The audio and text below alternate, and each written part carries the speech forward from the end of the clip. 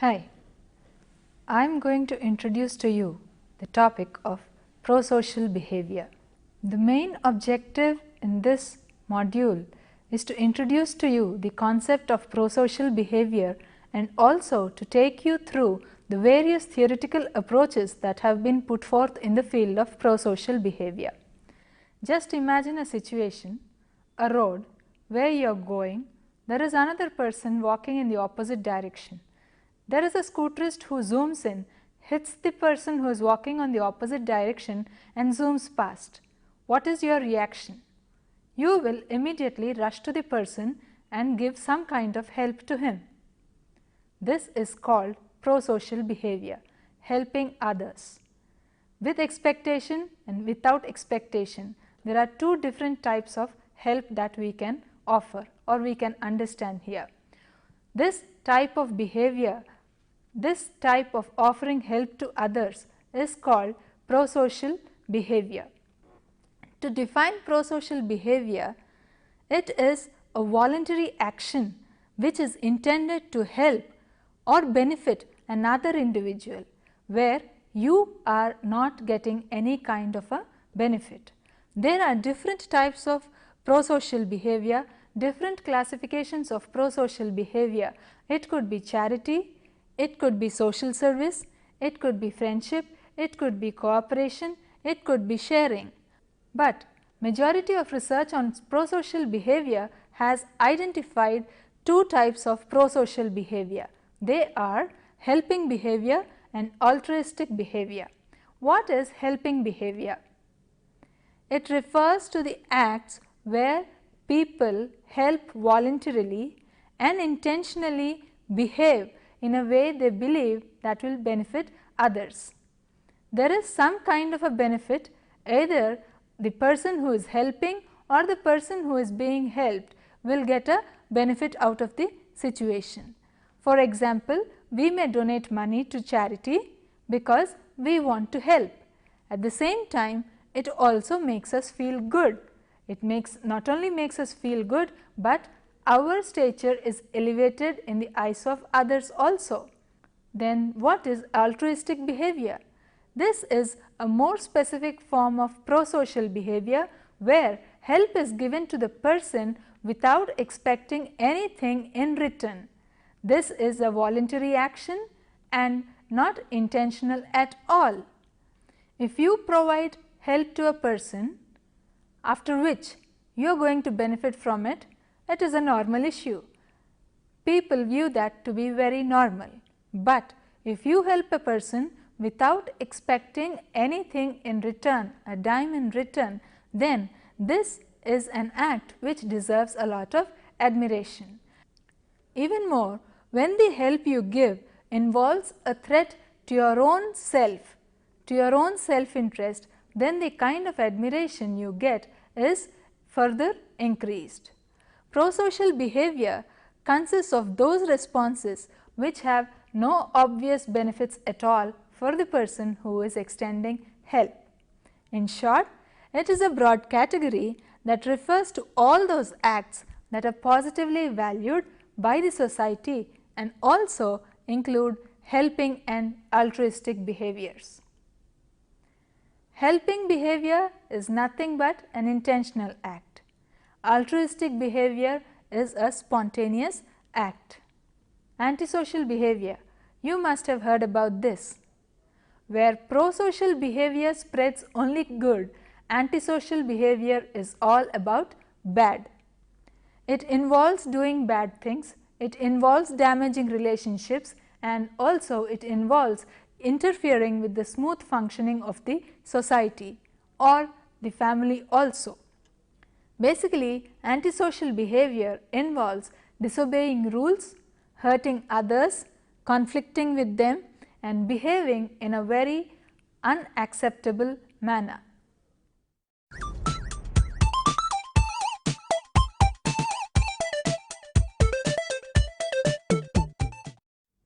What are the various theoretical explanations that have been put forth in this area of prosocial behavior? Throughout history, prosocial behavior has been considered to be something that varies among individuals. I may be more helpful than you. There may be another person X who is more helpful than you. So, prosocial behavior exists in different varieties and in different compositions in individuals. But by general rule of thumb, those who engage in altruistic acts are said to be good because they are doing good acts that spread a lot of goodness and cheer and prosperity. At another extreme, we have the bad and immoral individuals who come in with despicable values and weak characters. Of course, majority of our religions teach that we have to behave in a good way, we should not do any harm to others, and then bad behaviors are given out by people because it is their fate. Fine. Social researchers have not accepted this kind of explanation. Prosocial behavior is a result because the person is good, antisocial behavior is a result because the person is bad. No, social researchers wanted some more solid foundation to explain the concept of prosocial behavior. Here are two such explanations where it is said that prosocial behavior is mainly because of the internal mechanisms that are there in the individual. The first one is the superego, the concept that has been introduced by Sigmund Freud.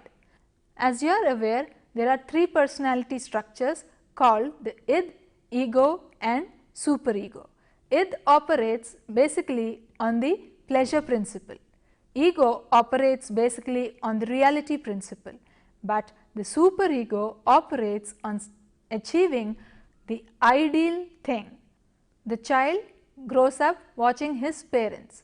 In this process, he tries to imbibe in him the values that are good and the values that are bad from his parents. So, when the parents are behaving in a positive manner, the child also sets a standard for himself that he also has to behave like his parents. So, when the child behaves in a positive manner, helps someone without expecting anything in return, he gives himself a reward.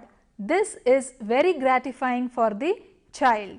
So, the child attempts to live up to an ideal standard, a standard that he has set for himself after looking at his parents. It may not always be his parents, he might acquire these standards after observing significant people in his life.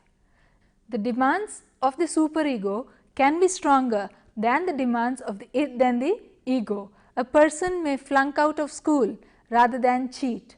He may lose a job rather than lie. Such is the power that superego exercises over the behavior of an individual. It is because of the superego, it is because of the values that the child has acquired over the growing process. He has a certain idealistic value about himself and then works towards living up to it. The second one is the levels of cognitive development. A lot depends on the way the conscience of a person is and what happens through the cognitive development of the child. Piaget and Kohlberg were two proponents who emphasized that there is a lot of cognitive development responsible for prosocial behavior. Let us take Piaget. Piaget observed that small children are confused about the difference between their own perspective and the perspective of others. But as the child grows, the child will understand that it is possible to have different perspectives besides their own. The rules defining morality also change as the child advances in growth. Very young children think that these rules are fixed, but as they grow older, they change their ideas and they understand that it is not a fixed phenomena, but something that can change over a period of time. Kohlberg identified a series of 6 developmental stages which included 3 different levels of morality. This too, as the child advanced in age, he understood what is right and what is wrong, and based upon that he would engage in prosocial behavior than behave in a contradicting way. Freud, Piaget and Kohlberg, these proponents emphasized that prosocial behavior is a result of the internal mechanism. But we have two other approaches which contradict this kind of a premise. These two approaches state that there is a lot of importance that has to be given to the situation. The situation holds a lot of power in whether a person behaving in a prosocial manner or just shows apathy or an antisocial manner. The first explanation is a reinforcement explanation. According to this theory, rewards and punishments form prosocial behavior.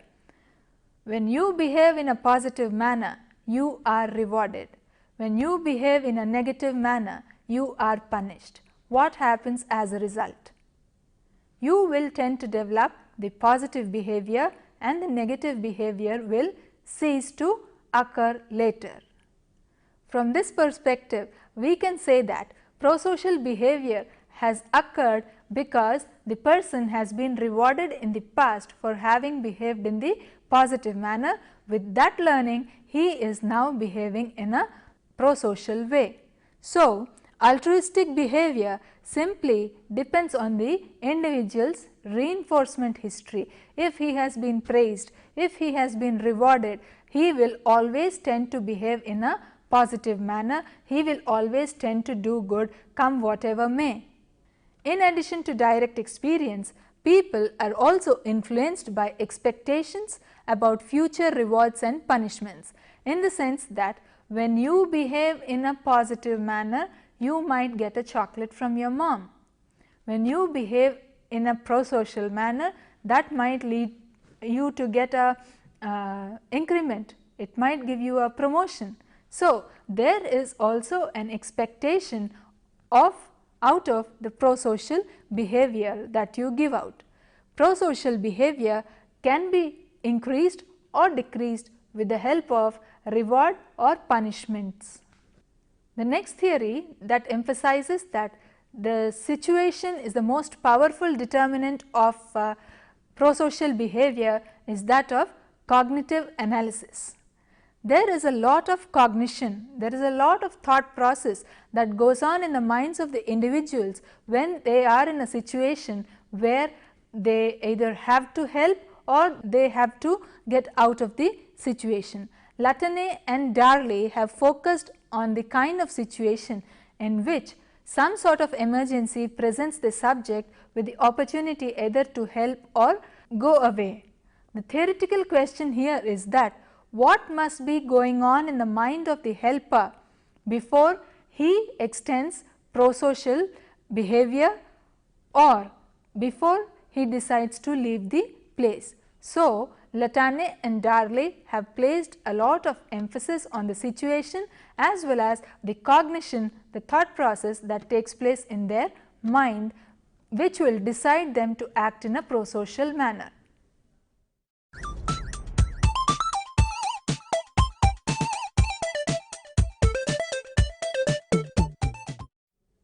There are three other major development approaches which have focused on prosocial behavior and have worked towards giving a clearer explanation as to why people behave in a prosocial manner. First one is the evolutionary social psychology. This is considered as the biological approach. Social behavior is explained in terms of genetic factors one is disposed with and has evolved over a period of time according to the principles of natural selection. If an organism acts altruistically, its reproductive fitness may decrease. There is an innate tendency on the part of the individual to help others because of evolutionary reasons.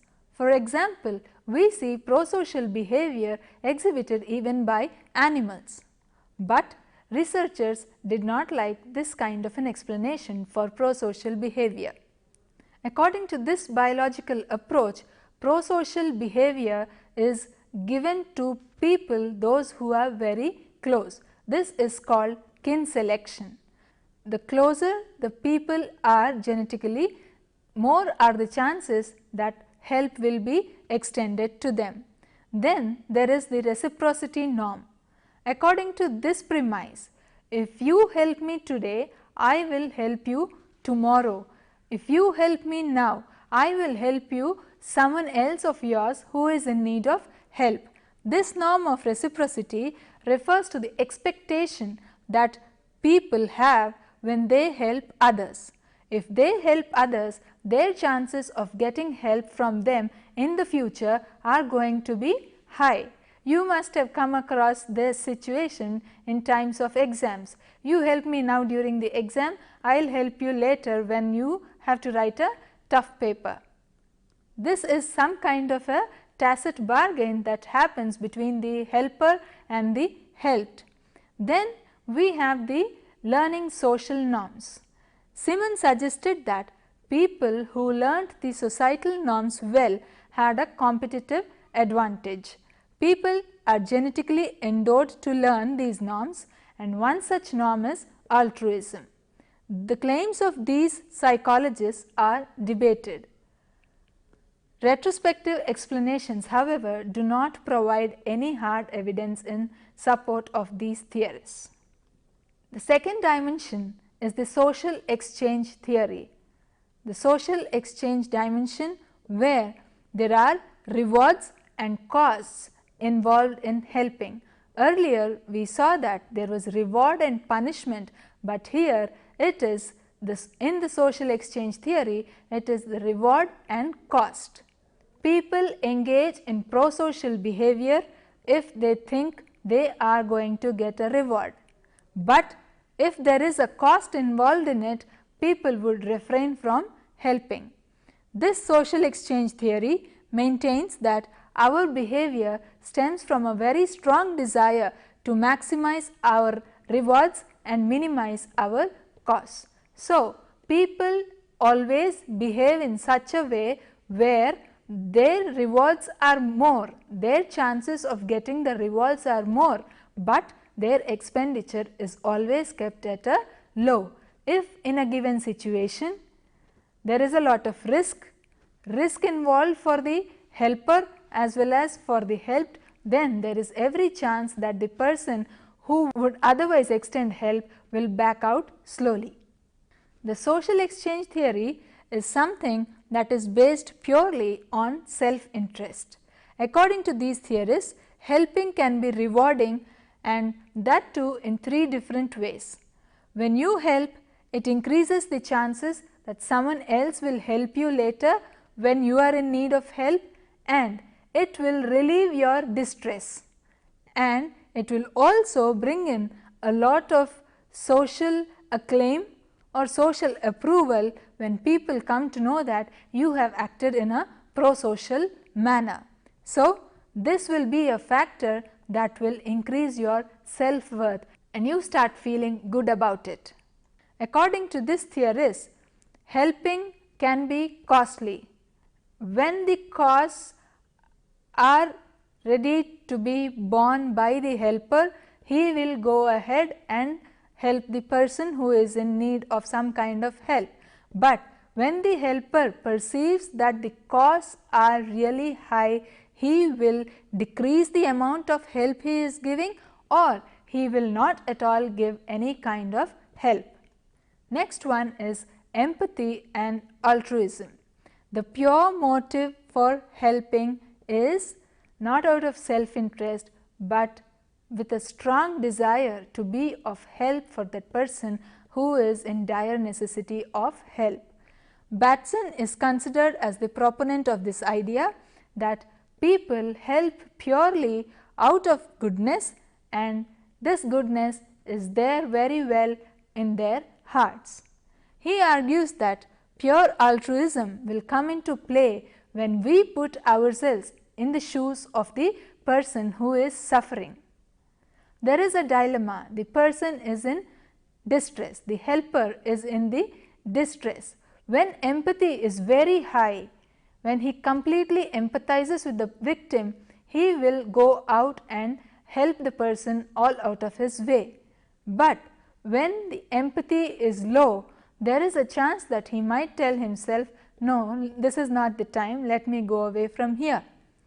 The empathy altruism hypothesis states that when we feel empathy for a particular person, we will attempt to help purely for altruistic reasons. There is no ulterior motive, there is no bargain, you help me now, I will get help from you later. It is purely out of his helping nature, out of his goodness and out of empathy that this man is extending help to the victim. Empathy motivates the people to reduce other person's distress. If there is low empathy, people will reduce their own distress by walking away from the situation or escaping from the situation. If there is high empathy, there is every chance that the emotional response will be in such a way that the person will offer help.